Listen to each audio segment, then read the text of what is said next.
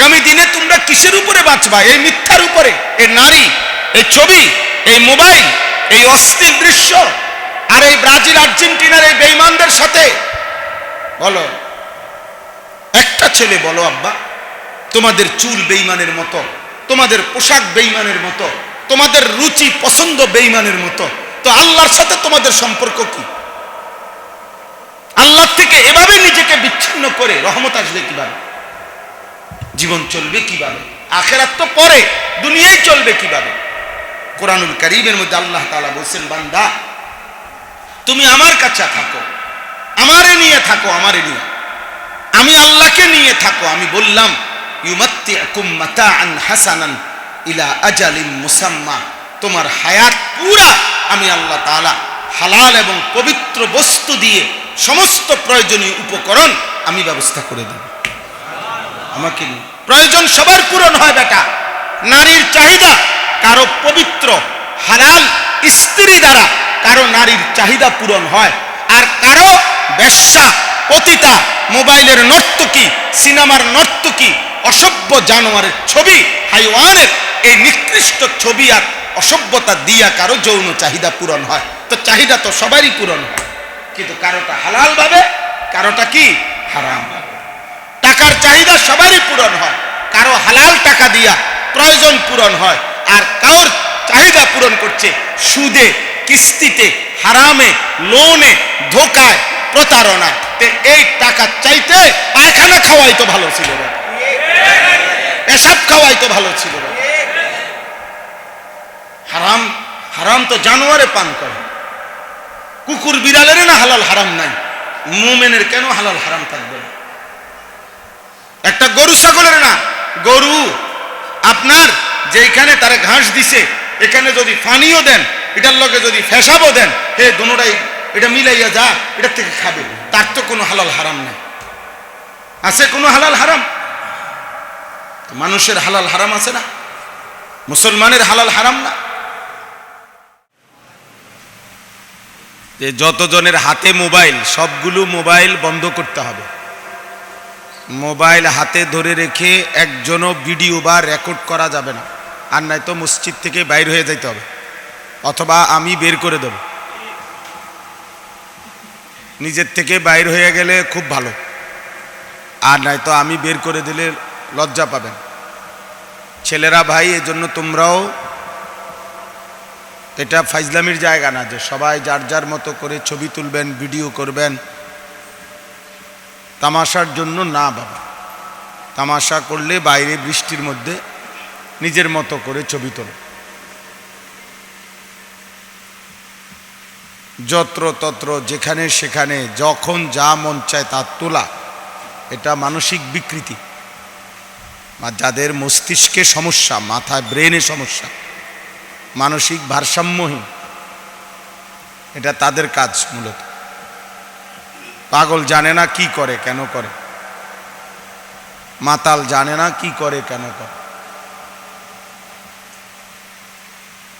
এজন্য সব কিছু যখন তখন গাড়ি, মানুষ, ছবি, পুরুষ, নারী, হুজুর, পাবলিক, ল্যাংটা মানুষ, কাপড়ওয়ালা মানুষ, সব কিছু আমাদের সমাজে অধিকাংশ ছেলে পেলে ও বুঝেই না কিছু, মনে করে যা কিছু সামনে আছে তা তুলতে হবে। বেঈমান আমাদেরকে একবার কাঁচাইয়া সব কিছু নেশা করে দিয়ে আমাদেরকে তাদের সমস্ত ব্যবস্থাপনা এভাবে যে আমাদের সমস্ত টাকা পয়সা সব তারা নিয়ে যাচ্ছে। দিন শেষে, রাত শেষে আমরা ফকির, আমাদের আর কিছু থাকে না।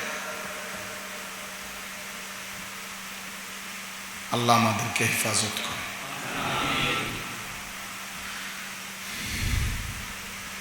আলহামদুলিল্লাহ, আলহামদুলিল্লাহ নাহমাদুহু ওয়া নাস্তাঈনুহু ওয়া নাস্তাগফিরুহু ওয়া নু'মিনু বিহি ওয়া নাতাওয়াক্কালু আলাইহি ওয়া নাউযু বিল্লাহি মিন শুরুরি আনফুসিনা ওয়া মিন সাইয়্যাতি আ'মালিনা من يهده الله فلا مضل له ومن يضلله فلا هادي له ونشهد أن لا إله إلا الله وحده لا شريك له ونشهد أن سيدنا وسندنا وحبيبنا ومولانا محمدا عبده ورسوله أما بعد فأعوذ بالله من الشيطان الرجيم بسم الله الرحمن الرحيم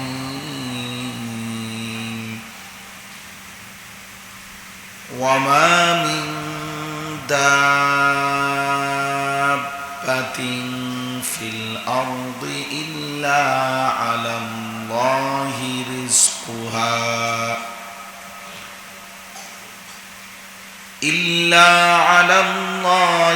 رزقها ويعلم مستقرها ومستودعها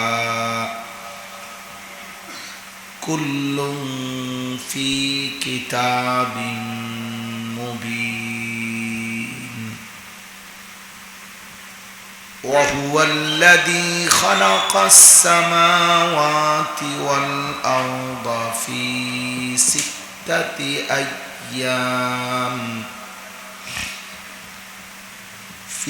ستة أيام وكان عرشه على الماء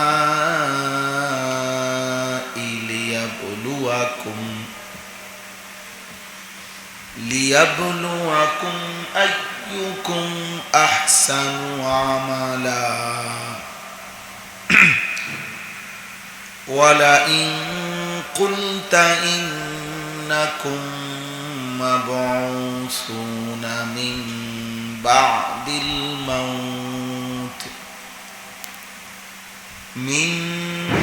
الموت ليقولن الذين كفروا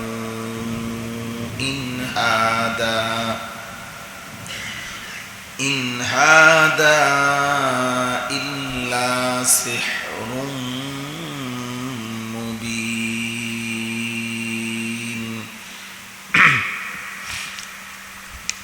صدق الله مولانا العظيم وقال نبينا صلى الله عليه وسلم إن الرزق ليطلب العبد كما يطلب أجله اللهم صل على محمد وعلى آل محمد كما صليت على إبراهيم وعلى آل إبراهيم إنك حميد مجيد اللهم بارك على محمد وعلى آل محمد كما باركت على إبراهيم وعلى آل إبراهيم إنك حميد مجيد سبحانك لا علم لنا إلا ما علمتنا إنك أنت العليم الحكيم আলহামদুলিল্লাহ আল্লাহ পাক রব্বুল ইজ্জত জুল জালাল ওয়াল ইকরামের ফজল কারাম রব্বুল আলামিনের ইহসান মেহেরবানি দয়া আল্লাহ তাআলা আমাদেরকে আল্লাহর ঘর মসজিদে মুবারক ইসলাহি মজলিসে বৃষ্টি মুখর পরিবেশেই আল্লাহ তাআলা আমাদেরকে আসবার বসবার আল্লাহর জন্য জমা তৌফিক দান করেছেন আলহামদুলিল্লাহ। কোরআনুল কারীমের মধ্যে আছে মহান আল্লাহ পাক রব্বুল আলামিন লাগবে না এত গরম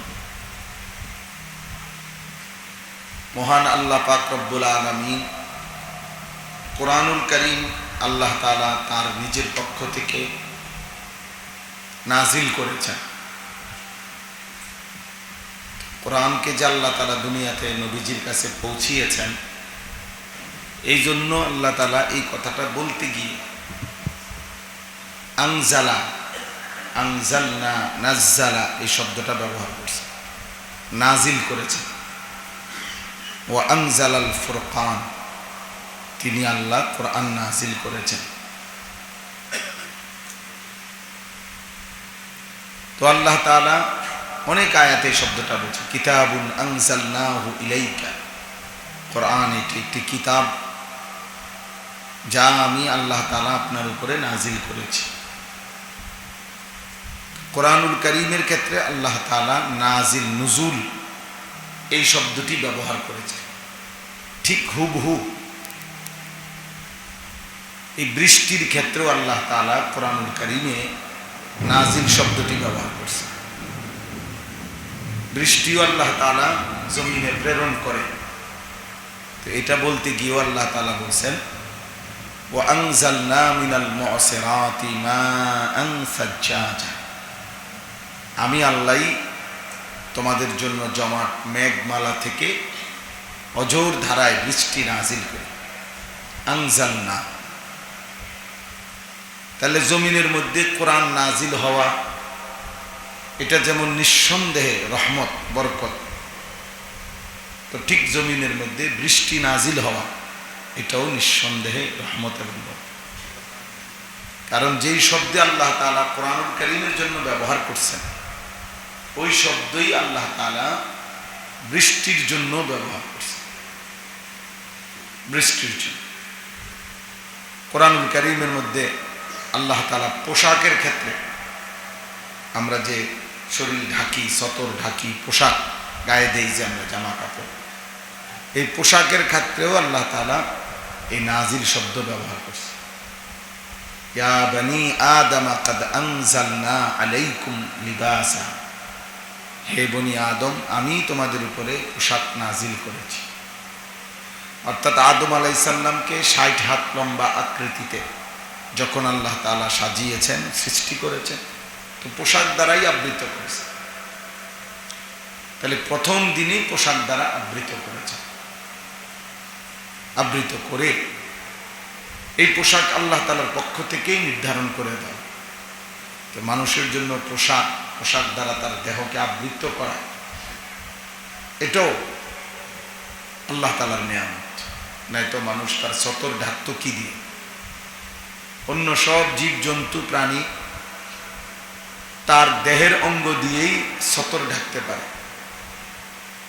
মানে দেহের অংশ আল্লাহ তাআলা তার সতর, তার লজ্জাস্থান আল্লাহ তাআলা এভাবেই বানাইছেন, সে তার দেহের অঙ্গ দিয়েই সতর ঢাকতে পারে।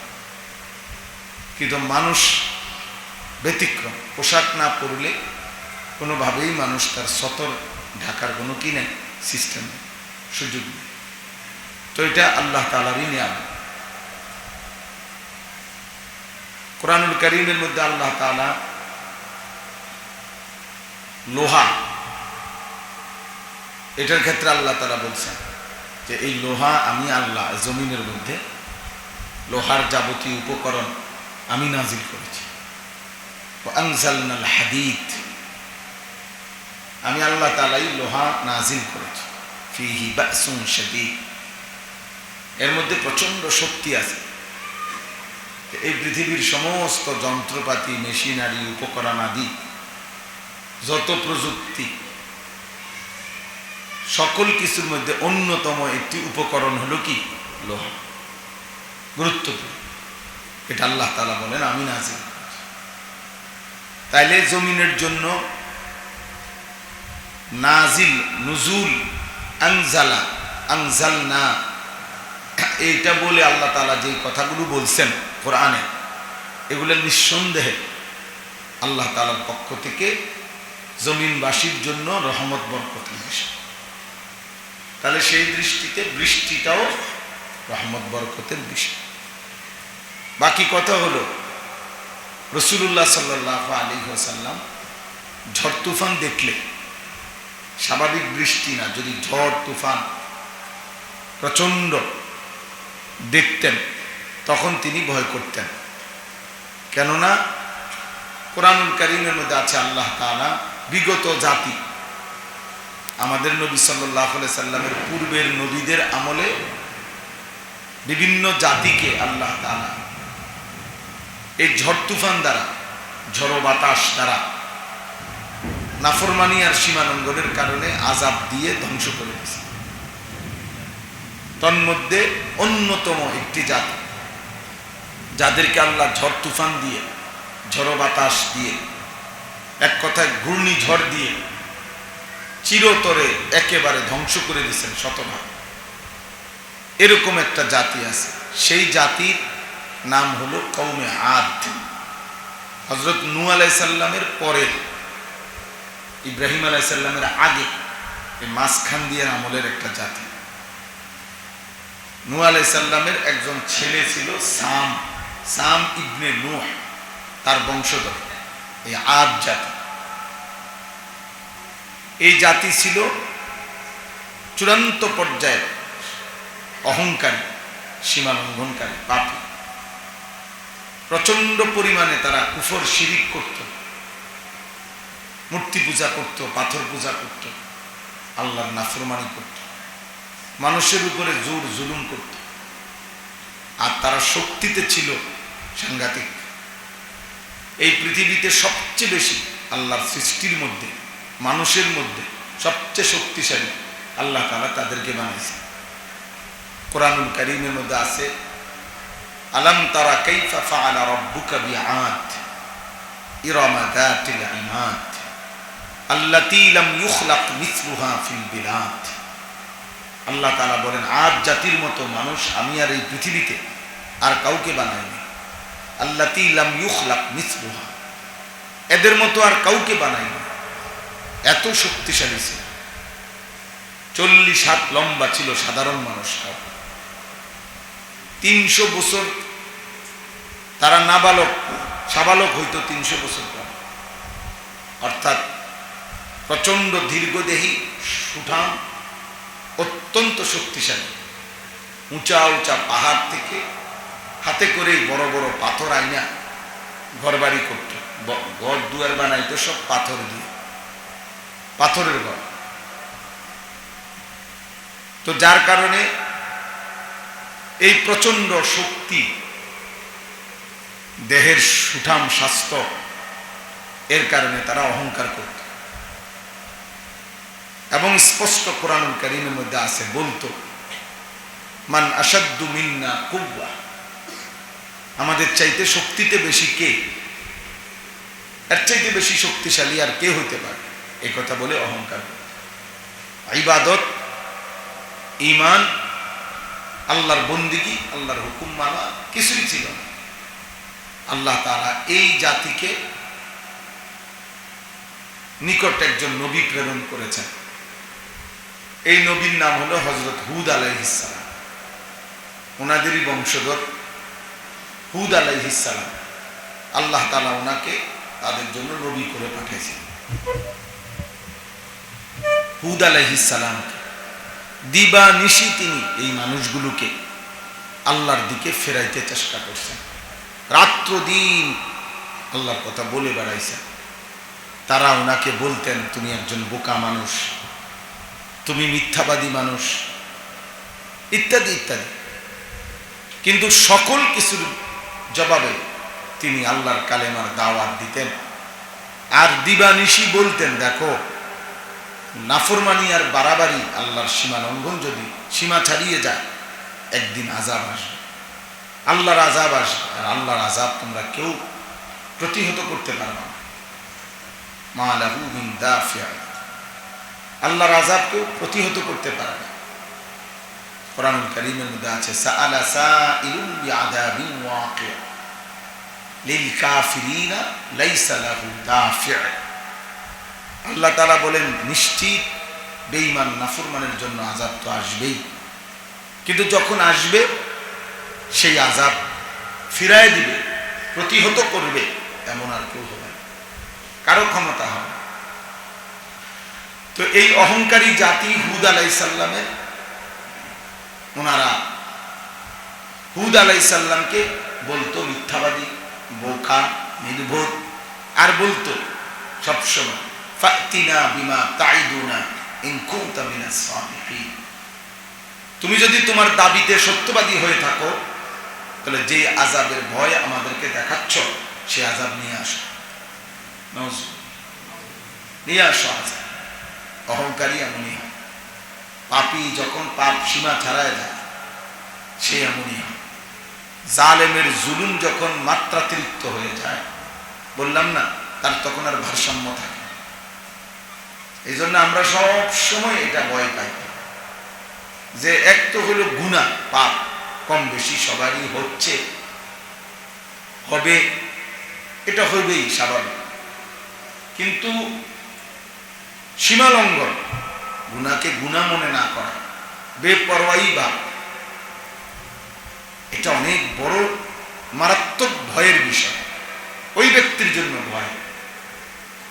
এক হলো ভুল হইতেছে, বেচারা অনুতপ্ত, লজ্জিত, অনুশোচনা করে, আবার ঘুরে দাঁড়ায়, আবার চেষ্টা করে গুনাহ ছেড়ে দিতে, আমল করতে, আবার শয়তান তারে ধোঁকা দিয়ে দেয়, আবার নফস তারে ধোঁকা দিয়ে দেয়।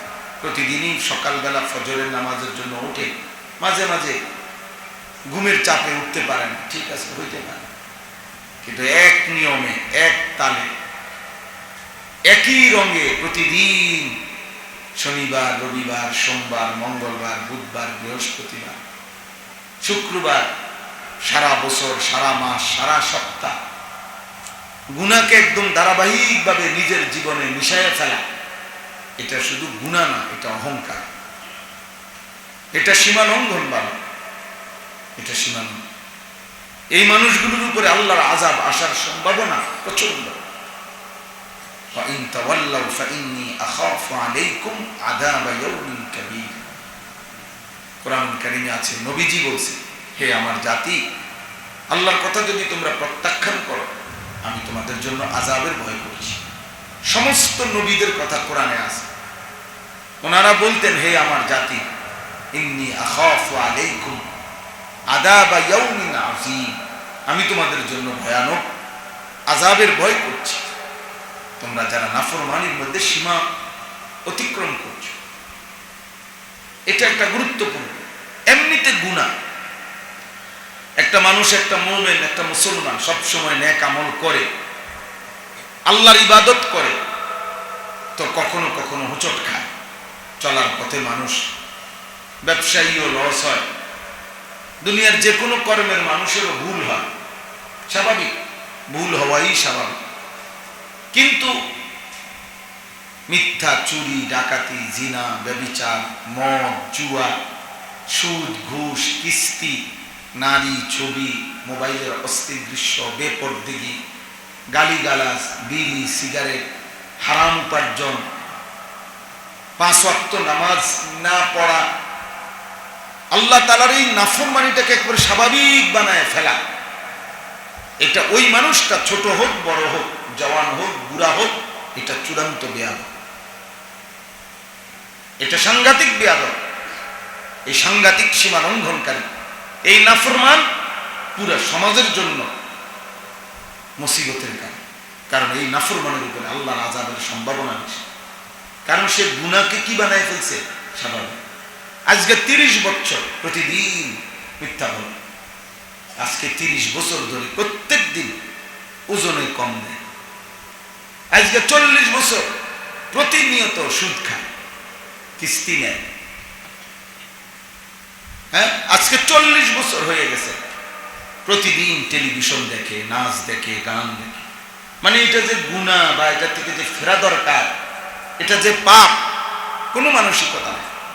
এক তালে গুনাহ করছে, এক তালে পাপ করতেছে, দাড়ি কাটতেছে প্রতিদিন এক নিয়ম, দাড়ি খুঁচা বাইরে আল্লাহকে যেন ধমক দেয়। 2 দিন আগে, 3 দিন আগে দাড়ি কাটলাম, আবার আপনি দাড়ি দিচ্ছেন কেন? দেখেন না আমি পছন্দ করি না, বারবার দিচ্ছেন কেন? তা আবার দাড়ি করতে, মানে আল্লাহর সাথে চ্যালেঞ্জিং, আল্লাহকে ধমক দিচ্ছে আর কি।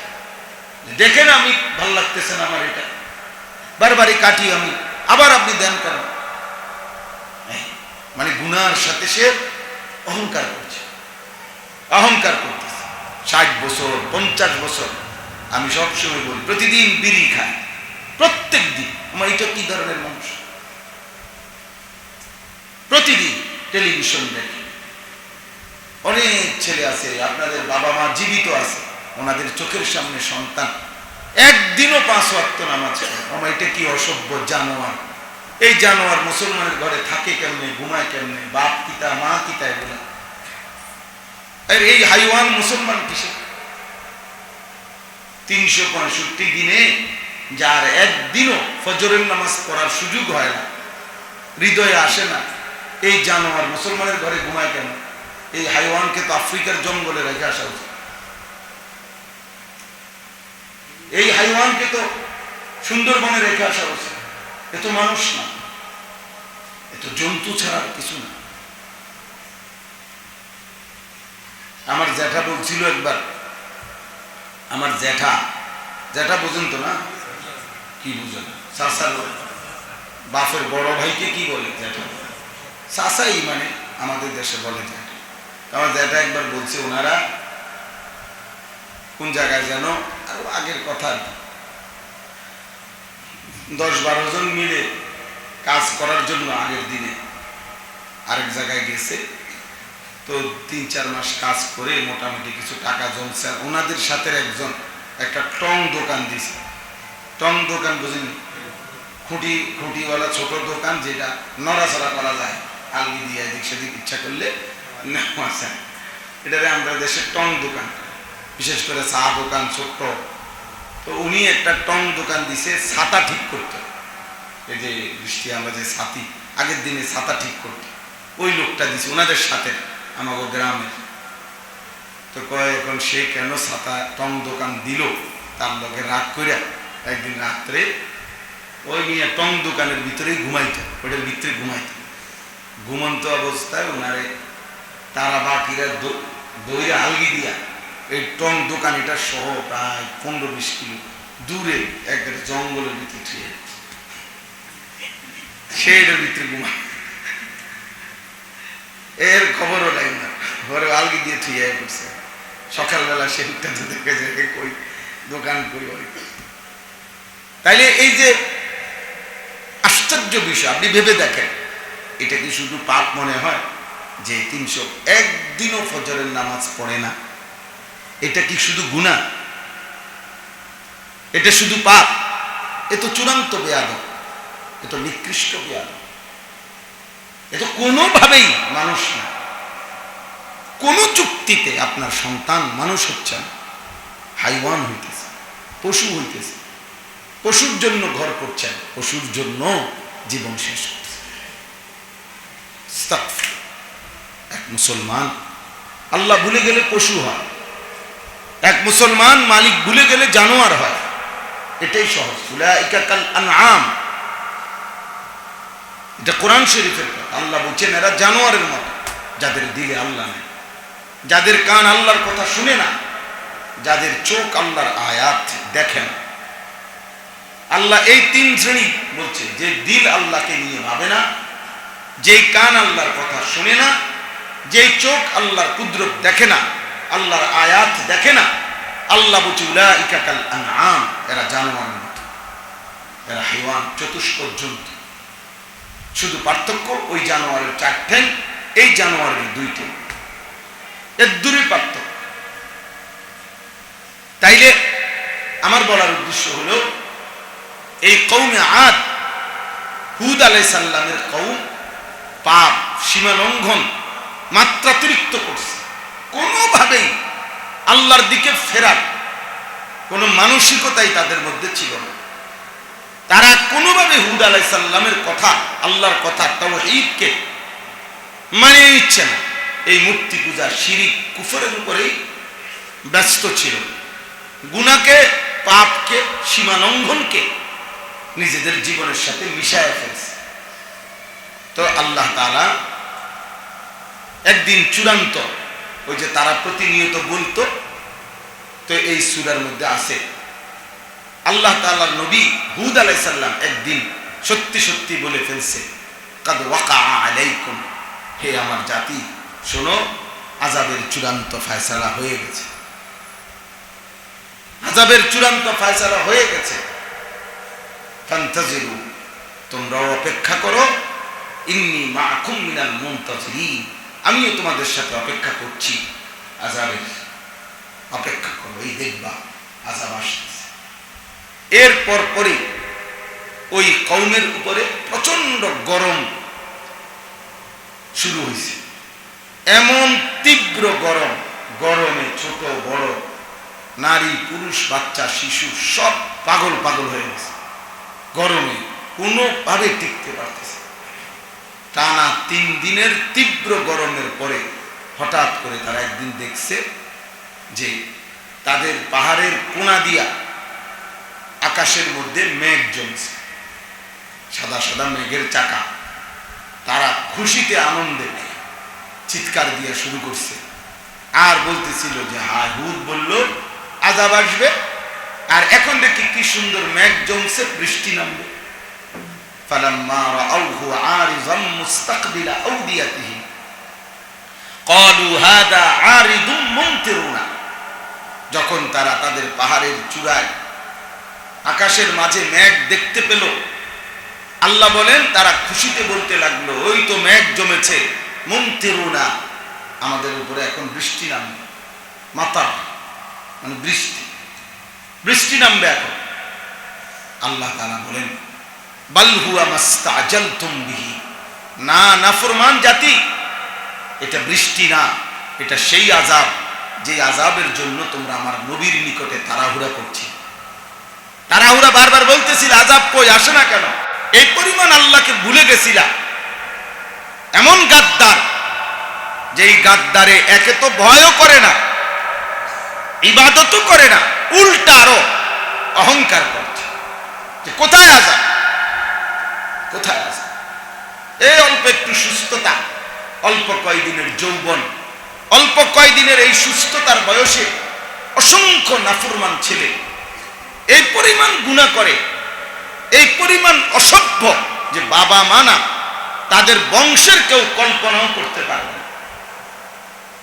শুধু এক মোবাইল দিয়ে যে পরিমাণ গুনাহ করে, এই হাইওয়ান মনে করে আল্লাহ বলতে কিছু নাই, আল্লাহ বলতে কিছু নাই, আযাব বলতে কিছু নাই, আমি স্বাধীন, আমি মুক্ত, আমার যা মন চায় আমি তাই করব।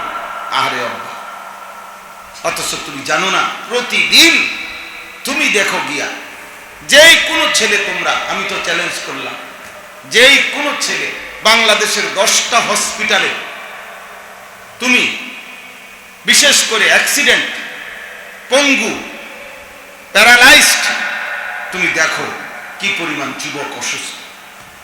আমি নিজ চোখে দেখছি পাবনা মেন্টাল হসপিটালে, পাবনা বাংলাদেশের সবচেয়ে বড় মানসিক হাসপাতাল যেখানে, ওইখানে আমি নিজে আসর থেকে মাগরিব একদিন হাঁটছি, আমি ওখানে মাহফিলে গেছিলাম, তখন ওটা দেখতে গেছিলাম। তখন আমি এই 1.5 ঘন্টায় যে পরিমাণ সেল দেখছি, মানে যতগুলো কামরা পাগলের, এগুলোর মধ্যে যদি আমি 500 দেখে থাকি, তো আমি মনে করেন আর কি, ধরেন আমি 500 জন দেখছি পাগল, এর মধ্যে একেবারে আশ্চর্য সত্য কথা হলো সির্ফ শুধু 2 জন লোক দেখছি বুড়া মানুষ, আর বাকি সকলেই জওয়ান ছেলে, কসম করে, আর বাকি সব নওজোয়ান, সব পাগল, হাসপাতালে ভর্তি। ভাবনা কি পরিমাণ মাদকাসক্ত কেন্দ্র সারা বাংলাদেশে আছে, মধ্যে মাতার যুবককে বান্ধিয়া রাখছে। অভিভাবক, কোটি কোটি টাকার মালিক, 1000 কোটি টাকার মালিক, নিজে বান্দা ফুতেরে মাদকাসক্ত কেন্দ্রে বান্দা দিয়ে আসছে। আমি একদিন আমার একজন পরিচিত মানুষ এই মাদকাসক্ত আমাদের কুমিল্লা শহরে, ওনারে ওইখানে দেখতে গেছি। দেখতে যাওয়ার পরে আমার আরেকজন ভদ্রলোক রিসিপশনের মধ্যে সোফাতে বসা, উনিও আমার জড়াইয়া ধরা খুব কাঁদতেছেন, দোয়া চাইতেছেন বারবার। আমি বললাম, আপনি কেন আসছেন? বলতেছে, হুজুর, আমার স্ত্রী এই পরিমাণ মোবাইলে আসক্ত যে মোবাইল ব্যবহার করতে করতে মাদকাসক্ত, মোবাইলে আসক্ত, কোনোভাবেই এখন আর নিয়ন্ত্রণ করতে পারছি না, এই জন্য এখানে আইনা ভর্তি করেছি। বলেন, এজন্য দেখেন আপনারা যারা বাবা চাচা আছেন, অল্প কয়েকজন যে অভিভাবক আছেন, আপনাদের ছেলেদের দিকে দেখেন, করে কি এরা, কি রোদ, কি বৃষ্টি, কি তুফান, কি ঝড়, কি আকাশ থেকে বজ্রপাত, কোন পরিস্থিতিতে এই হাইওয়ান একটা সেকেন্ডের জন্য মোবাইল থেকে বিরত থাকতে রাজি। ওই বাপ ছেড়ে দিবে, মা ছেড়ে দিবে, ও পুরা বংশ ছেড়ে দিবে প্রয়োজনে। ও বাপের বেইজ্জতি হবে, তার বাপে হোক, তার বাপের জুতা দিয়ে ফেলুক, তার বাপের 10 গ্রামে বেইজ্জতি করুক, কিন্তু তার মোবাইল, তার নারী, তার ছবি, তার অসভ্যতা, নোংরামি ছাড়া এই হাইওয়ানের কাছে আর কিছু না। কিসের মায়ের ইজ্জত, কিসের বাপের ইজ্জত, কিচ্ছুর দরকার নেই। দরকার শুধু বেঈমানের অনুসরণ, মুশরিকের অনুসরণ, কাফেরদের অনুসরণ, কাফেরদের অনুসরণ। প্রতিনিয়ত আমাদের এমবির টাকা, কোটি কোটি টাকা, প্রতি সেকেন্ডের এই মোবাইল ব্যবহার করা টাকাই তারা জমাচ্ছে আমাদের বিরুদ্ধেই। আমাদের ইমানদার ছোট্ট মাসুম বাচ্চা, শিশু, নারীর উপরে বোমা মারছে, বোমা মারছে। এখান থেকে কত মাইল দূরে আমেরিকায় খেলা হয়, এখানে লাফায়। এখান থেকে কত হাজার মাইল দূরে কানাডা, সেখানে খেলা হয়, এখানে আমার যুবক লাফায়। আর্জেন্টিনার ওরা চিনেও না, ওই কাফের বেঈমানগুলো আমাদের এই ছেলেগুলো চিনেও কোনোদিন চিনার দরকারও মনে করে না, কোনো দরকার। যারা পরিমাণ মানুষ তো কেউ কাউকে পছন্দ করলে বলে, ভাই আসো, তোমার 1 কাপ চা খাবার, ওরা তো কোনোদিন খবরও নিবে না। ব্রাজিল আমাদের কোনোদিন খবরও নিবে না। ওরা আমাদের সাথে কি সম্পর্ক? আমাদের সাথে এদের ইমানেরও কোনো সম্পর্ক নাই, সামাজিক কোনো সম্পর্ক নাই, আমাদের সাথে কোনো আর্থিক লেনদেনের কোনো সম্পর্ক, দুনিয়াবি সম্পর্কও নাই, আখিরাতের সম্পর্ক। কিন্তু আমাদের মাতাল ছেলেরা ওদের জন্য লাফাইতেছে। আল্লাহ কোথায়, রাসূল কোথায়, নিজের ধর্ম কোথায়, ঈমান কোথায়, ইসলাম কোথায়, আখিরাত কোথায়, মৃত্যু কোথায়, মৃত্যু কোথায়? এই পর্যন্ত কয়েকজন ছেলে শুধু এই পতাকা টাঙ্গাইতে গিয়ে বাংলাদেশেও মারা গেছে। তোর মৃত্যু না ফরমান, কিসের মৃত্যু হলো? কিসের মৃত্যু হলো? পতাকা টাঙ্গাইতে গিয়ে যদি মানুষের মৃত্যু হয়, তো এটা কি মৃত্যু হলো? এই নিকৃষ্ট মৃত্যু কি হবে? আল্লাহ আমাদেরকে হেফাজত করে। চলো ভাই, এই জন্য আমরা তোমাদেরকে নিয়ে পেরেশান। বয়স্করা, তোমরা যারা ছেলে আসো, তোমাদের যারা মুরব্বী শ্রেণী, ওরা চলে যাবে আব্বা কবর, তোমার জন্য তোমার বাপ বসে থাকবে না। আরে আমার ফুলাটা নষ্ট হয়ে গেছে, আমি মরতাম না, আমার ফুলার হায়াত পর্যন্ত আমি থাকবো না। না আব্বা, ওনার সময় হলে উনি চলে যাবেন, দাদার সময় হলে দাদা চলে যাবে, মায়ের সময় হলে মা চলে যাবে। আমার আপন বড় ভাবি নতুন ঘরে উঠছে, আমার ভাই নতুন ঘর করছিলেন, পুরা সংসারের সমস্ত ফার্নিচার টার্নিচার ঘরে সাজাইছে, বাজার করছে, আপনার যেখানে চাল, তেল, সাবান, যেখানে যেটা রাখার রাখছে নতুন ঘরে। এরপরে সব গুছাইয়া সারছে। ঠিক তার একদিন পর হঠাৎ অসুস্থ হইয়া, হঠাৎ আমি জুমার নামাজে গেছি, জুমার নামাজে সালাম ফিরে শুনছি আমার ভাবি দুনিয়াতে নাই, মারা গেছে। আপন ভাবি, আমার বড় ভাইয়ের বিবি, আরো আগে। সংসার সাজাইছে সব নতুন ঘরে, উপভোগ করতে পারে। তাইলে একটা ছোট্ট ভাতিজা আছে, এই ছোট ভাতিজা তো কার কাছে রেখে গেল? আল্লাহর হাতে ছাড়া, আল্লাহর দয়া ছাড়া আর কি। এই জন্য ভাইয়া, এই বিলাসিতার এই দুনিয়া, তামাশার এই দুনিয়া তোমারে থাকতে দিবে না। অসভ্য দুনিয়া, নাফরমানি দুনিয়ায় তুমি থাকতে পারবে না। নাচতেছো, গাইতেছো, ফুর্তি করতেছো, ঠিক আছে করো বাবা। কত জন্তু জানোয়ারে তো কত কিছু করে, তাদের মতো তুমিও এক জানোয়ার। আল্লাহ ভুলে গিয়ে, ইবাদত ভুলে গিয়ে, নামাজ ভুলে গিয়ে, আখিরাত ভুলে গিয়ে হাইওয়ান জানোয়ারের মতো নাচলা, লাফাইলা, ঠিক আছে করো, তবে মনে রাখো ফান্তাজিরু ইন্নী মাআকুম মিনাল মুনতাজিরিন। ওই নবী হুদ আলাইহিস সালাম বলছে, হে আমার অবাধ্য জাতি, আল্লাহর আযাবের ফয়সালা হয়ে গেছে, অতএব তোমরা অপেক্ষা করো, আমিও অপেক্ষা করছি। দেখা হবে, মুলাকাত হবে, তোমরাও টের পাবে, আমিও টের পাবো, আযাব আসবে। এই জন্য পাপী নাফরমান একদিন সমাজ থেকে ঘৃণিত হয়। কেউ না সমাজের নিকৃষ্ট পাপী মানুষকে এই পৃথিবীর একটা হাইওয়ান জানোয়ারও পছন্দ করে না। কোনো মানুষ পছন্দ করে না, পছন্দ করে চরিত্রহীন মানুষকে মানুষ কুকুরের চাইতে বেশি ভয় করে। চোর, ডাকাত, লম্পটকে মানুষ কুকুর বিড়ালের চাইতে বেশি ভয় করে, মনে করে ও নিকৃষ্ট মানুষ। ওর থেকে নিজের স্ত্রী, নিজের মেয়ে, নিজের বোনকে বাঁচাইতে চায়, নিজের ঘর পরিবার নিরাপদ রাখতে চায়। চরিত্রহীনকে কেউ পছন্দ করে। আর এই ছোট্ট দুনিয়ায় আড়াল করারও সুযোগ নাই। আমার সেই ছোটবেলার প্রাইমারি স্কুলের বন্ধুরা আমার এখনো বেঁচে আছে। তা আমি ছোট্ট এই কদ্দুর বাংলাদেশে আমি চুরি করলাম, ডাকাতি করলাম, জিনা করলাম, মদ খাইলাম, জুয়া খেললাম, নারীর সাথে হারাম কাজ করলাম, মোবাইলে অস্থির ছবি দেখে রং তামাশা করে জিন্দেগি কাটাইলাম। এরপরে আপনি কি আফ্রিকার জঙ্গলে চলে যাবেন? এই দেশেই তো থাকতে হবে, এই মানুষের সাথেই তো মানুষ জানে না আপনি কি করছেন, কখন মানুষ বলবে না, বলবে না, বলে। আমি এই দিনটাকে এই গত রবিবারে কুমিল্লা ভিক্টোরিয়া কলেজ, আরে কুমিল্লা বিশ্ববিদ্যালয় মসজিদে, কেন্দ্রীয় মসজিদে আমি বয়ান করছি মাগরিববার, আমাদের কুমিল্লা ইউনিভার্সিটিতে। তো ইউনিভার্সিটির যিনি প্রক্টর, প্রফেসর, মানে আবাসিক যত হলের প্রধান, তো উনি ওনার কাছে যখন ইমাম সাহেব আমার এই কথা বলছে, আমার অনুমতির জন্য গেছে, তখন উনি আমার বয়ান দেখাইছে মোবাইল থেকে যে হুজুর স্যার এই উনি আসবে, আমাদের অনুমতি চাচ্ছে।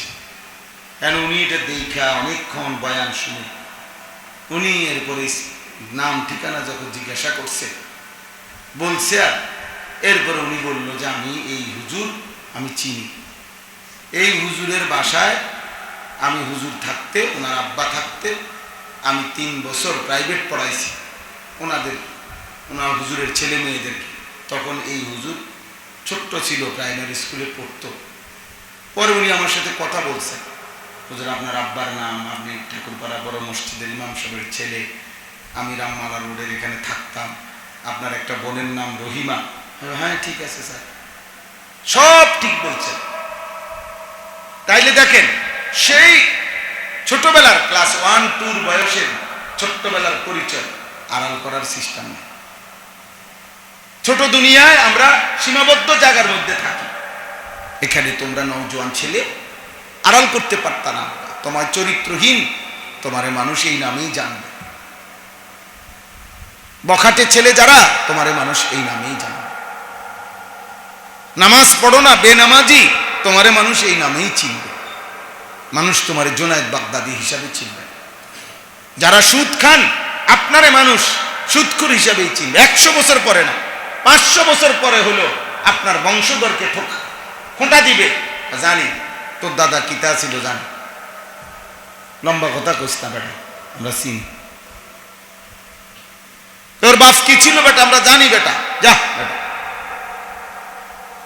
এই জন্য আমার কথা এটাই। আমি এই বৃষ্টি দেখে বললাম, তো এরপরে কি হলো, 3 দিন পরে ওই মেঘ জমলো, লোকেরা মনে করলো এই নাফরমান জাতি যে বৃষ্টি আসতেছে, আল্লাহ বলে না, বরং এর মধ্যে তোমাদের জন্য আযাব অপেক্ষা করছে।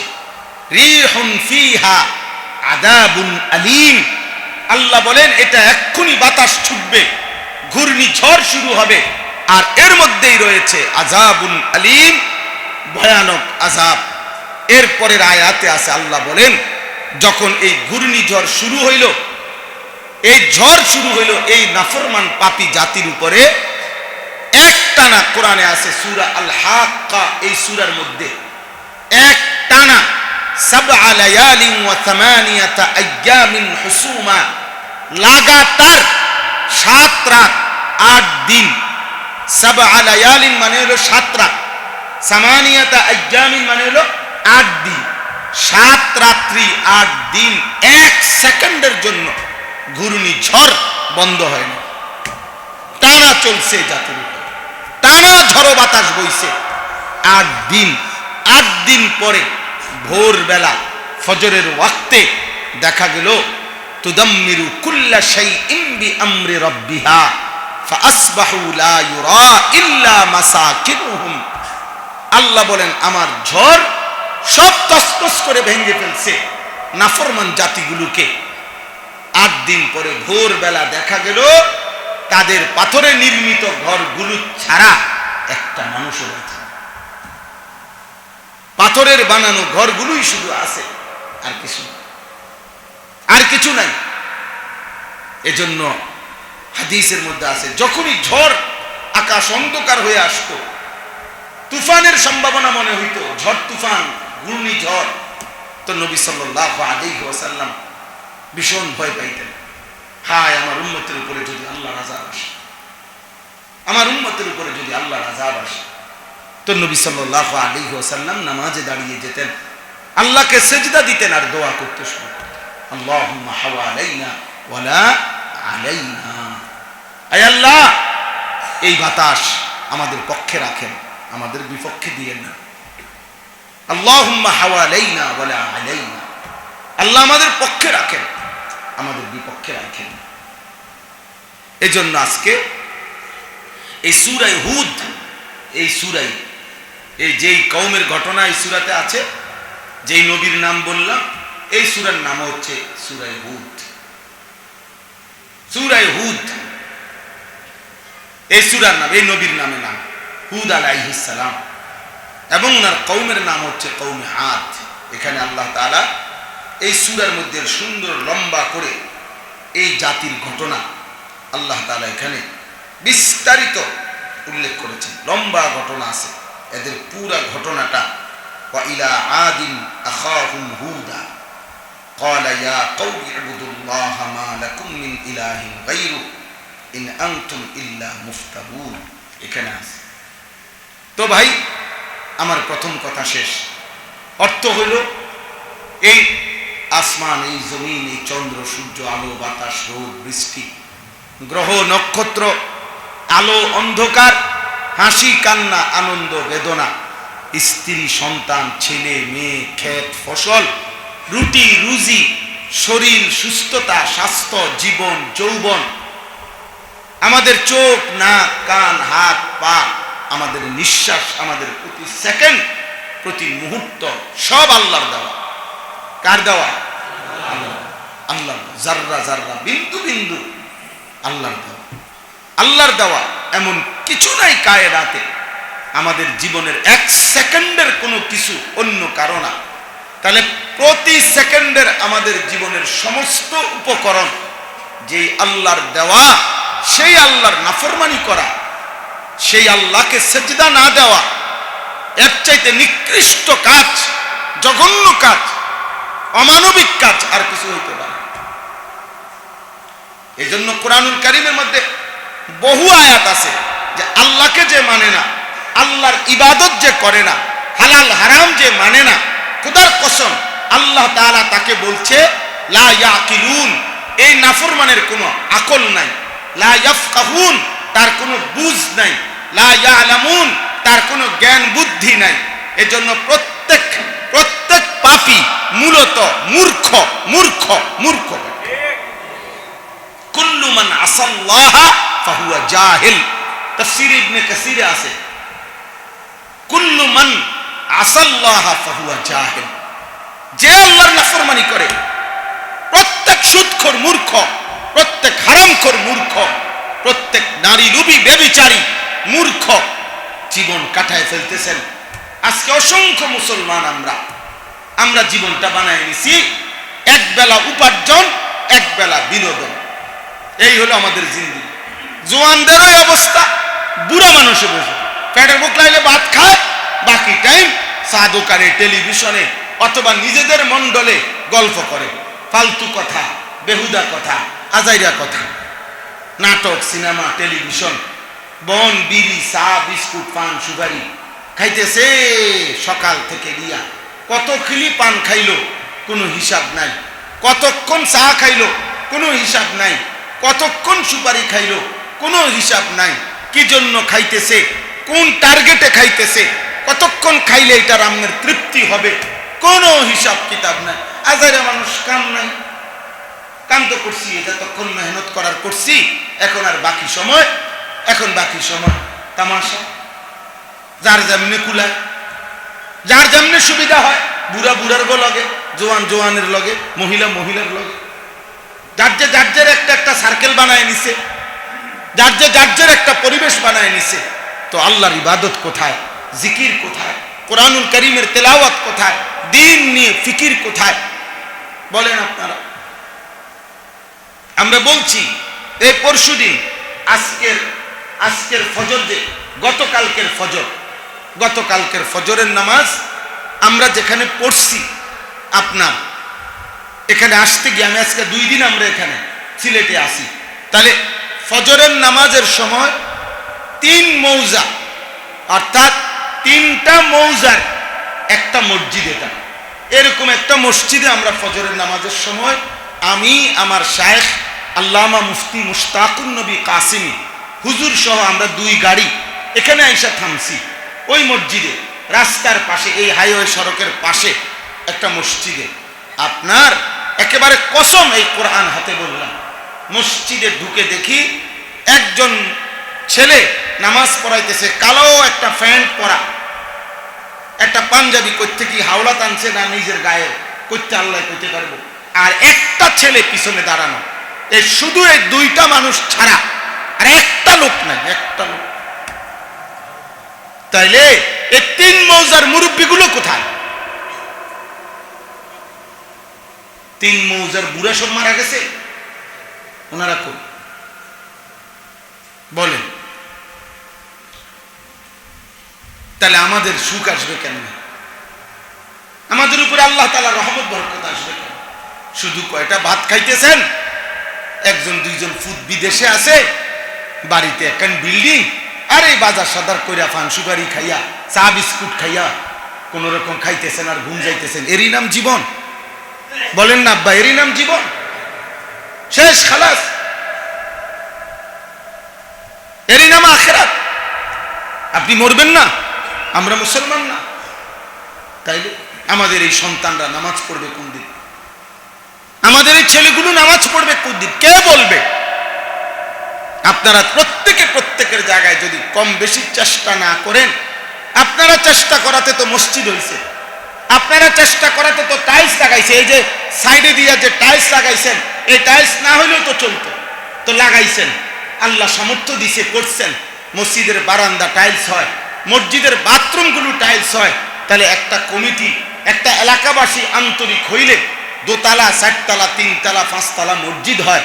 তাইলে যদি এটা হইতে পারে, এই মহল্লার এই মানুষগুলো নিয়মিত কয়টা মানুষ যদি ফিকির করে, কমিটি যদি ভাবে, 10 জন, 5 জন, 20 জন মুসল্লি যদি একত্রে বসে পরামর্শ করে, তাইলে কি ফজরের মুসল্লি বাড়তে পারে না? তো এটা কে ঠিক করে দিবে? ফেরেশতা আইসা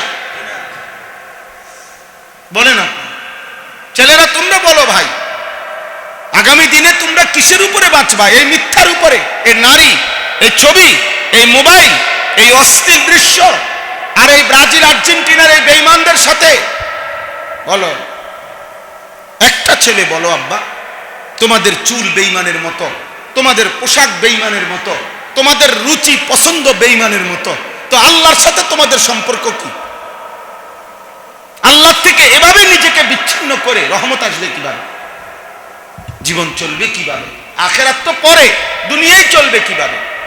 কোরআনুল কারীমের মধ্যে আল্লাহ তাআলা বলেন, বান্দা তুমি আমার কাছে থাকো, আমারে নিয়ে থাকো, আমারে নিয়ে, আমি আল্লাহকে নিয়ে থাকো। আমি বললাম ইউমাত্তিউকুম মাতাআন হাসানান ইলা আজালিম মুসাম্মা, তোমার হায়াত পুরা আমি আল্লাহ তাআলা হালাল এবং পবিত্র বস্তু দিয়ে সমস্ত প্রয়োজনীয় উপকরণ আমি ব্যবস্থা করে দেব।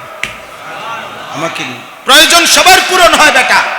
নারীর চাহিদা কারো পবিত্র হালাল স্ত্রী দ্বারা কারো নারীর চাহিদা পূরণ হয়, আর কারো বেশ্যা, পতিতা, মোবাইলের নর্তকী, সিনেমার নর্তকী, অসভ্য জানোয়ারের ছবি, হাইওয়ানের এই নিকৃষ্ট ছবি আর অসভ্যতা দিয়া কারো যৌন চাহিদা পূরণ হয়। তো চাহিদা তো সবারই পূরণ হয়, কিন্তু কারোটা হালাল ভাবে, কারোটা কি হারাম ভাবে।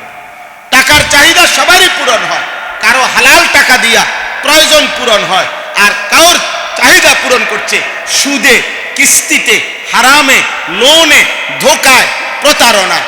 এই টাকা চাইতে পায়খানা খাওয়াই তো ভালো ছিল, পেশাব খাওয়াই তো ভালো ছিল। হারাম হারাম তো জানোয়ারে পান করে, কুকুর বিড়ালের না হালাল হারাম নাই, মুমিনের কেন হালাল হারাম থাকবে?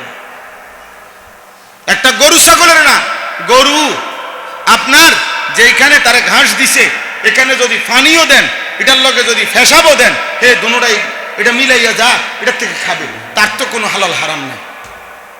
আছে কোনো হালাল হারাম? মানুষের হালাল হারাম আছে না?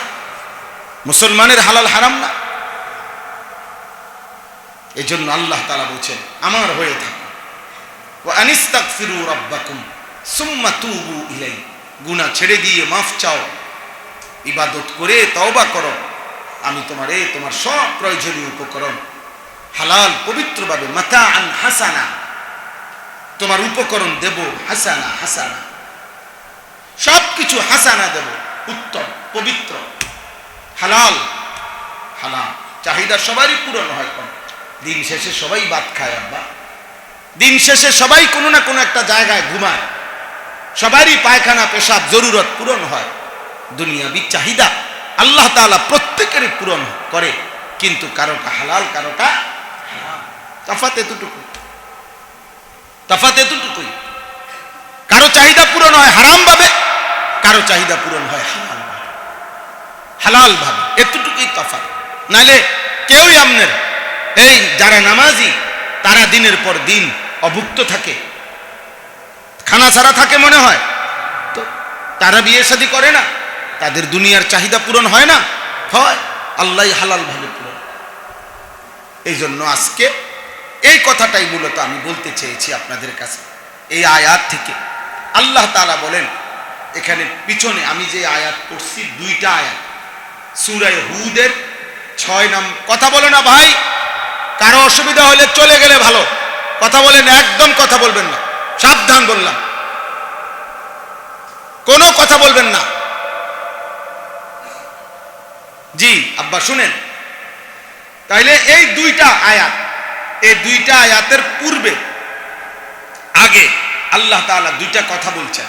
এক নম্বর বলছে, হে নবী সাল্লাল্লাহু আলাইহি ওয়াসাল্লাম, আপনি আমার বান্দাদেরকে বলেন, আল্লাহ তা'বুদু ইল্লাল্লাহ, তোমরা আল্লাহ ছাড়া কারো ইবাদত করো না, কোনো অবস্থাতেই আল্লাহ ছাড়া কারো বন্দিগি করো না। গোলামি, বন্দিগি, ইবাদত তোমরা আল্লাহরই করতে থাকো, জীবনটা তোমাদের মনে রেখো শুধুই আল্লাহর ইবাদত, পেরেশান হবার কিছু নাই। এই 5টা মিনিট আমার কথা শেষ হয়ে যাবে এক্ষুনি, শুনেন শুধু। তাহলে আল্লাহ তাআলা বলছেন, আমরা মানুষ, আমরা মুসলমান, আমাদের জীবনের পরিচয়, জীবনের মাকসাদ, জীবনের উদ্দেশ্য একটাই, ইবাদত। বলেন তো কি? আমাদের জীবনের উদ্দেশ্য কি? ইবাদত। দেখেন এই কথাটা বুঝতে হবে, আমাদের জিন্দেগির মূল উদ্দেশ্য, বেঁচে থাকার উদ্দেশ্য, এই আলো, এই অন্ধকার, এই সকাল, দুপুর, বিকেল, সন্ধ্যা, রাত, দিন, রাত্রি, আল্লাহ কসম, আল্লাহ তাআলা বলেন, আমি এগুলো পরিবর্তন করি, আমি দিন আনি, আমি রাত আনি, আমি ঘন্টা বদলাই, সময় বদলাই, আমি আল্লাহ তাআলা সব কিছু করি লিমান আরাদা আন ইয়াযাক্কারা, আমার বান্দা যেন আমার ইবাদত করতে পারে। এই জন্য আমাদের এই গোটা সৃষ্টি আল্লাহ সাজাইছেন আমাদের বন্দিগির জন্য। এই পৃথিবী আল্লাহ তাআলা পরিবর্তন করছেন আমাদের বন্দিগির জন্য। বান্দা যদি রাত না আসে তো বান্দা মাগরিব পড়বে কেমনে, এশা পড়বে কেমনে? ভোর যদি না হয় তো বান্দা ফজর পড়বে কেমনে? দুপুরের আলো যদি না আসে জোহর পড়বে কেমনে? বিকালের আবছা আলো যদি না হয় তো আসর পড়বে কেমনে? আল্লাহ তাআলা বলেন সময়ের পরিবর্তন, পৃথিবীর এই চারিদিকের আয়োজন সবকিছু আমি আল্লাহ বানাইছি আমার বান্দার ইবাদতের জন্য, ইবাদতের জন্য। এজন্য আল্লাহ বলছে বান্দা আমার ইবাদত করো, আমার ইবাদত করো, আমার ইবাদত করো।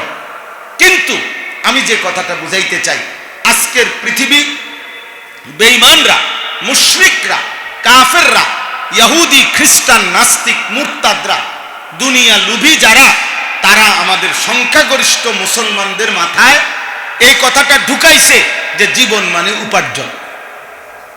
বাপ একটাই স্বপ্ন, আমিও কষ্ট করে রোজগার করছি, আমার ফুতেরে দিও আমার স্বপ্ন যে কোনো ভাবে দেশে থাইকা হোক বিদেশে গিয়া হোক পয়সা রোজগার করে। মেয়েটা নিয়ে ওনার স্বপ্ন যে কোনো ভাবে পয়সাওয়ালা একটা জামাই চাইয়া মেয়েটারে বিয়া দেওয়া। অর্থাৎ ছেলের বেলায়, মেয়ের বেলায়, নিজের বেলায়, ফ্যামিলির বেলায় ওই বেঈমানদের প্রচারণার কারণে আজকে আমাদের মাথায় ঢুকছে এটা যে আমাদের জীবনের একটাই টার্গেট উপার্জন, উপার্জন। বাড়ি আছে, ঘর আছে, জমি আছে, বিল্ডিং আছে, ফুদ বিদেশে আছে, নিয়মিত বাজার সদাই করতেছে, ঘরে আসবাব ফার্নিচার আছে, খালাস অংশ আমার ফ্যামিলি সকলের জীবন সার্থক। কি আছে? টাকা আছে, পয়সা আছে, টাকা নাই পেরেশানির শেষ নাই, উপার্জন নাই পেরেশানির শেষ নাই, পেরেশানির শেষ নাই। কত জনের কাছে, আমার কাছে তো আইছে কত মানুষ, কত পাসপোর্টের মধ্যে আইনা দেয় পাসপোর্ট, হুজুরে ফু দেন, কদ্দুর ফু দিয়া দেয়, পাসপোর্টে ফু দিতাম আমি নিজে, আমার সামনে তো কত সময় দেখছি পাসপোর্টের মধ্যে বলে ফু দিতাম যাতে করে ভিসা লাগে। বুঝেন নাই কথা? বিদেশ, বিদেশ, বিদেশ, এটাই জীবনের টার্গেট, জীবনের টার্গেট। একদিন আমার একজনে বলছে 22টা তাবিজ শরীরের মধ্যে লাগাইছে এই বিদেশ যাওয়ার জন্য, ইউরোপের জন্য 22টা তাবিজ লাগাইছে। মানে যেখানে বলছে অমুক হুজুরের কাছে একটা তাবিজ পাইবেন, হেনতে আনেন, হেতে হেনতে তাবিজ আনছে। কি পরিমাণ আগ্রহ!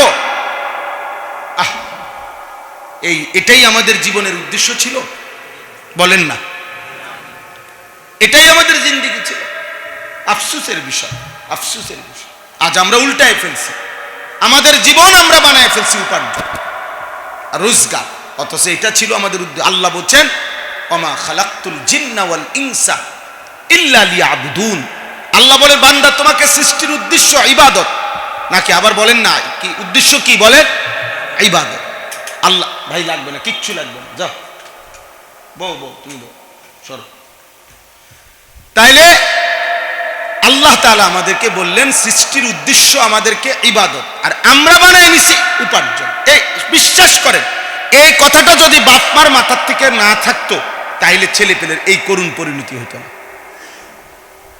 এটার মেইন কারণ হলো এটা। এ জানে 18 বছরের এই ছেলেটা এক ওয়াক্ত নামাজ পড়ে না, এই নাফরমান, এই নিকৃষ্ট নাফরমান এই বেটার ঘরে ঘুমায়। কিন্তু এই বাপ এই সম্পদের লুবি, এই টাকার লুবি বাপ, এটা নিয়ে তার কোনো টেনশন নাই। তার টেনশন হলো এই অবস্থাতেই ভিসা, তার দরকার হলো ভিসা, তার দরকার হলো যে কোনো মূল্যে হোক বিদেশ। কারণ টার্গেটে তো এটা। হেতে নামাজ পড়ে না, খারাইয়া মতে না, বৈশা মতে না, নারী দেখে না, সারা রাত উলঙ্গ ছবি দেখে না, নর্তকী দেখে না, জিনা করে না, ব্যভিচার করে না, মেয়ের সাথে অপকর্ম করে। এত কিছু আমার দরকার না, আমার টাকা দরকার। আমার কি দরকার? টাকা দরকার। এই মানসিকতা যখন আমাদের মাথায়, অভিভাবকের মাথায় ঢুকছে, ফলে সন্তান চোখের সামনে একটা ছেলে নামাজ পড়ে না, কোরআন পড়ে না, দিন শিখে না, আল্লাহ চিনে না, মেনে নিচ্ছে সবাই। আর যদি মাথায় এটা থাকতো উপার্জন দ্বিতীয় অপশন, রোজগার দুনিয়ার প্রয়োজন, এটা দ্বিতীয় পজিশন। প্রথম হলো আখিরাত, প্রথম হলো ইবাদত, আমারও, আমার সন্তানেরও, আমার স্ত্রীরও। প্রথম হলো কি? এটা যদি থাকতো তাহলে প্রথম দিন থেকে প্রস্তুতি হতো একরকম, আর এটা নাই দেখা প্রস্তুতি হচ্ছে ভিন্ন রকম। অথচ ওনারা জানে, আমরা জানি, নবী সাল্লাল্লাহু আলাইহি সাল্লাম বলছেন 7 বছরের বাচ্চাকে তোমরা অভিভাবক নামাজের আদেশ করো। নবীজি বলছে 10 বছরের বাচ্চাকে নামাজ না পড়লে খোদার কসম নবী বলছে শাসন করো, প্রহার করো। তাহলে 10 বছরের বাচ্চাটাকে আপনি যদি 7 বছর বয়স থেকে তাকে নামাজে বাধ্য করতেন, 10 বছরে যদি তার হাতে ব্যাট নিতেন যে নামাজ না পড়লে তুমি আমার ঘরে থাকতে পারবে না, তাইলে কি সম্ভব ছিল না? কথা বলেন না, সম্ভব ছিল না? তাহলে ওনার তো এটা মূল বিষয় না, ওনার মূল বিষয় হলো পয়সা, রোজগার। এই জন্য বললাম বেঈমান আমাদের মাথায় ঢুকাইছে যে আমাদের জীবনের মাকসাদ হইল রোজগার, আর আল্লাহ বলতে চাইছে আমাদের জীবনের মাকসাদ হলো ইবাদত। আর এখন আসেন যে বলে হুজুর এই আয়াতে আল্লাহ কি বলতে চাইছে? আল্লাহ তাআলা বলছে বান্দা তোমার মূল মাকসাদ হচ্ছে ইবাদত, আর তোমার যে প্রয়োজন এই রোজগার, রিজিক যা লাগবে দুনিয়ার, এটা আমি আল্লাহ ওয়াদা দিলাম, ওমা মিন দাব্বাতিন ফিল আরদি ইল্লা আলাল্লাহি রিজকুহা। এইটাই কথা শেষ। আল্লাহ তাআলা বলেন আমি আল্লাহ তাআলা এই জমিনে বিচরণশীল আমার যত সৃষ্টি, যত মাখলুক, মানুষ হোক আর একটা কীট পতঙ্গ হোক, একটা পাখি হোক, একটা পিঁপড়া হোক, প্রত্যেকের রিজিকের শতভাগ দায়িত্ব আমি আল্লাহ আমার উপরে ফরজ হিসাবে আমার কাঁধে তুলে নিলাম। তাফসীরের মধ্যে আছে বাবা, এক মানুষ, এক মাখলুক, একটি সৃষ্টি দুনিয়ার হায়াতে যা কিছু পায়, তার যা কিছু আমার জীবনের দরকার, সব যাই আল্লাহ তাআলা আমাকে দিচ্ছেন, যত কিছু আকাশ জমিন, রোদ বৃষ্টি, আলো অন্ধকার, ক্ষেত ফসল, স্ত্রী সন্তান, খাদ্য খাবার, আয় উপার্জন, টাকা পয়সা, ঘুম হাসি কান্না, মানে এক কথায় দুনিয়ার জীবনে আমরা যা কিছু পাচ্ছি সব কিছুকেই বলা হয় রিজিক। রিজিক শুধু ভাত না, রিজিক শুধু কি না, ভাতকে বলে না। রিজিক মানে মানুষ তার হায়াতে যা কিছু পায় জীবনে সবটাই রিজিক। আল্লাহ তাআলা বলেন আমি এই সমস্ত কিছু তোমার পৌঁছানোর দায়িত্ব আমি নিলাম, আর তোমাকে শুধু ইবাদতের জন্য নির্ধারণ করলাম। আমি তোমার প্রয়োজনীয় কারে দিয়া কাজ করাইতে হবে, কারে দিয়া কাজ করাইতে হবে না, কার শরীর সচল রাখবো, কারে আমি অচল বানাবো, কারে আমি চোখওয়ালা বানাবো, কারে আমি অন্ধ বানাবো, কে সংসারের রোজগার করবে, কে বৈশা বৈশা খাবে, সব কিছু আল্লাহ বলেন আমি আল্লাহ তাআলা কুল্লুম ফি কিতাবিম মুবিন, তাকদীরের মধ্যে আমি লিখে রাখছি। রোজগার করবে এ, বসে থাকবে এ, পুরুষ রিজিক রোজগার করবে, স্ত্রী বসে ঘরে থাকবে, এইভাবে আপনার বৃদ্ধরা ঘরে থাকবে, জওয়ানরা উপার্জন করবে। আল্লাহ বলে সব কিছু আমি আল্লাহ তাকদীরের মধ্যে লিখে রাখছি, এবং আমার নিজামে তোমরা যত কারাকারি আর কামরা কামরি করো শেষ পর্যন্ত তাই মিলে আমি যা বরাদ্দ রেখেছি তাই। হ্যাঁ, একই স্ট্যান্ডের সিএনজি আয় সমান না, একই বাজারের মুদি দোকানদার আয় সমান না, একসাথেরই প্রবাসী আয় সবার সমান না। তাহলে কি হইল? হইল এটাই যে শেষ পর্যন্ত তাই মিলে যা আল্লাহ তাআলা নির্ধারণ করে রেখেছেন, যা আল্লাহ তাআলা। অতএব আমার কথা শেষ। আল্লাহ তাআলা বললেন আহুয়াল্লাযী খালাকাস সামাওয়াতি ওয়াল আরদা ফি সিত্তাতি আইয়ামিন ওয়া কানা আরশুহু আলাল মা। আল্লাহ বলেন আসমান ও জমিন আমি আল্লাহ 6 দিনে সৃষ্টি করেছি। আসমান জমিন সৃষ্টির আগে আমার আরশ পানির উপরে ছিল। আল্লাহ বলেন এই সবটা দুনিয়া আমি বানিয়েছি তোমাদের জন্য। কেন? লিয়াবলুয়াকুম আইয়ুকুম আহসানু আমালা। আমি তোমাদেরকে পরীক্ষা করতেছি আখিরাতের দৃষ্টিতে কার আমল কতটা সুন্দর। আমি আল্লাহ তাআলা আখিরাতের আমল চাচ্ছি, সুন্দর আমল চাচ্ছি, সুন্দর নামাজ, সুন্দর ওযু, সুন্দর তিলাওয়াত, সুন্দর ইবাদত। আমি এটা চাই। প্রয়োজনীয় যা যা উপকরণ আমি পৌঁছাই। কোম্পানি বলে দিছে আপনার জন্য এই রুম এসি লাগানো আছে, সব কিছু রেডি করা আছে আপনার জন্য। দরজার সামনে একজন কর্মচারী রাখা আছে, আপনার যখন যা লাগবে আপনি তাকে বলবেন, সে পৌঁছাবে। আর আপনি এক মনে আমাদের কোম্পানির কিভাবে উন্নয়ন হবে এটা নিয়ে আপনি প্ল্যান করেন, পরিকল্পনা করেন। আল্লাহ তাআলা বলে, বান্দা তোমার প্রয়োজনীয় উপকরণ আমি পৌঁছাবো, তুমি শুধু আমার গোলামি করতে থাকো, আখিরাতে আমার থেকে জান্নাত নিয়ে নিও। চলেন, অতএব আজকে এতটুকুই কথা। দয়া করে ভাই আমার, বন্ধু আমার, দোস্ত আমার, ছেলেরা আমার, গরমের মধ্যে আমরা সবাই কষ্ট করলাম, কিন্তু আজকে আমার এতটুকুই কথা তোমাদের কাছে, বিশেষ করে যুবক ছেলেরা। এই মোবাইল নারীর আসক্তি, মনে রাখো বাপ, মোবাইল থাকবে না। এই ফেসবুক চিরেই পৃথিবীতে থাকবে না, ইউটিউব পৃথিবীতে থাকবে না, ফিতাওয়ালা ক্যাসেট এখন আর নাই, চ্যাপ্টা চ্যাপ্টা সিডি ক্যাসেট এখন আর নাই, টিকিট আর ডাক পিয়নের চিঠির প্রচলন এখন আর নাই। অনেক কিছুই আমরা দেখছি, এগুলো ছিল আমাদের সময়ও, এখন আর নাই। আমরা 300 বছর আগের মানুষ না, আমরা 30-40 বছর আগের মানুষ। আমাদের ছোটবেলার বুঝ হওয়ার পরে কত আধুনিক জিনিস এখন আর পৃথিবীতে নাই। তোমরাও আগামী 30 বছর যাইতে যাইতে দেখবা এগুলা নাই। কিন্তু আখিরাত তোমার গুনাহ, তোমার পাপ নিয়েই তোমাকে আল্লাহর সামনে দাঁড়াইতে হবে, আল্লাহর সামনে দাঁড়াইতে হবে। অতএব দয়া করে ছেলেদেরকে বললাম, গুনাহ ছেড়ে দাও। মিথ্যা বলা, নারী দেখা, ছবি দেখা, অশ্লীল দৃশ্য দেখা বন্ধ করো আব্বা। যে যার সামর্থ্য অনুযায়ী, জওয়ান বুড়া সবার কাছে বললাম, আব্বা একটা ছেলে মাদ্রাসায় পড়াইলে হবে না, একটা মেয়ে মাদ্রাসায় পড়াইলে হবে না। মুসলমান মাত্রই দুই জিনিস প্রত্যেকের জন্য বাধ্যতামূলক। মুসলমান যতজন আল্লাহর কোরআন বিশুদ্ধ পড়তে হবে ততজন, মুসলমান যতজন 5 ওয়াক্ত নামাজ পড়তে হবে ততজন। এই জন্য মুসলমান যতজন কোরআন পড়বে কতজন? অতজন। মুসলমান যতজন 5 ওয়াক্ত নামাজ পড়বে কতজন? ততজন। না 60 জনে একজন, 3 জনে একজন না। অতএব এই দুই আমল আমাদের জিন্দেগি। মুসলমান মানেই কোরআন পড়তে জানে, মুসলমান মানেই নামাজ পড়তে হয়, নামাজ পড়তে হয়। এজন্য কেউ কারো ঘরে স্ত্রী নামাজ পড়ে না, ছেলে নামাজ পড়ে না, কোরআন পড়তে জানে না, এটা মেনে নিয়েন না। আপনারা যারা বুড়া মানুষ আছেন, আপনারা আপনাদের চা বিস্কুট পান সুপারি, আপনাদের চা দোকানের আড্ডা গল্পের টাইম থেকে 10টা মিনিট সময়, 20টা মিনিট সময় প্রতিদিন আলাদা করেন। আলাদা কইরা এই 10 মিনিট আল্লাহর কোরআন শিখেন, একটা সূরা শিখেন, একটা দোয়া শিখেন, একটা কালাম শিখেন। আখিরাতে কামে লাগবে চাচা, আখিরাতে কামে লাগবে। বহুত বুড়া মানুষ আছে, মানে কথা কোনোভাবেই লড়ে না, উনি উনার মতোই, খায় দায় ঘুম যায়, ঘুরে গাড়ে হাঁটে, হ্যাঁ। আর আখিরাতের কথা বললে উনার আর শরীরে কুলায় না। নামাজ একটা আমল, তো ভুল কোরআন শরীফ পড়লে, অশুদ্ধ কোরআন যার, সূরা কেরাত শুদ্ধ নাই, তার নামাজ হয় না। সাফ বললাম, আপনি 100 বছর না 1 লক্ষ বছর নামাজ পড়লেও যার কোরআন অশুদ্ধ, সূরা কেরাত অশুদ্ধ, তার নামাজ হয় না। কাবা শরীফের ছাদে পড়লো নামাজ, নামাজ হয় না। তো আপনার নামাজ তো হয় না। আপনার নামাজ না হইলে আপনি কি লাভ হইল?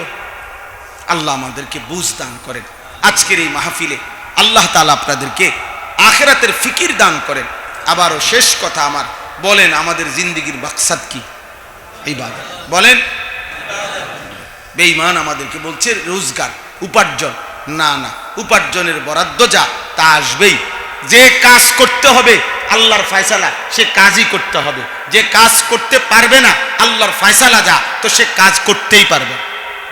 এটা একেবারে সহজ, এটা একদম সহজ হিসাব। মেহনত করবে কে কতক্ষণ, এটাও আল্লাহর ফয়সালা। আবার অবসর অসল হয়ে যাবে কে কখন, এটাও আল্লাহর ফয়সালা, এটাও আল্লাহর ফয়সালা। আল্লাহ আমাদেরকে তৌফিক দেন। এই মাদ্রাসা আল্লাহ তাআলা কবুল করে নেন। মাদ্রাসা আলহামদুলিল্লাহ, মহল্লাবাসী ছেলেদেরকে লজিং রাখেন, আপনারা খাওয়ান পড়ান, এটা অনেক সুন্দর কথা। প্রাচীন আমলের একটা আমল আপনারা ধরে রাখছেন। আল্লাহ আপনাদের প্রত্যেকের ঘরে ঘরে বরকত দান করেন। মাদ্রাসার তালিবে ইলমদেরকে আল্লাহ তাআলা কবুল করেন। মাদ্রাসার নতুন ভবনের কাজ শুরু হবে, নতুন করে সুন্দর করে প্রত্যেকে মহব্বতের সাথে যখন যার সুযোগ হয়, যেটুকু সামর্থ্য হয়, মাদ্রাসায় দান সাদাকা করবেন। মাদ্রাসায় দান করিলে, সাদাকা করিলে সবচেয়ে বড় যেই লাভ হইল, এটা চেইনের মতো, অর্থাৎ একটা শিকলের মতো। এই দান আর কোনোদিন সওয়াব থেকে বন্ধ হয় না।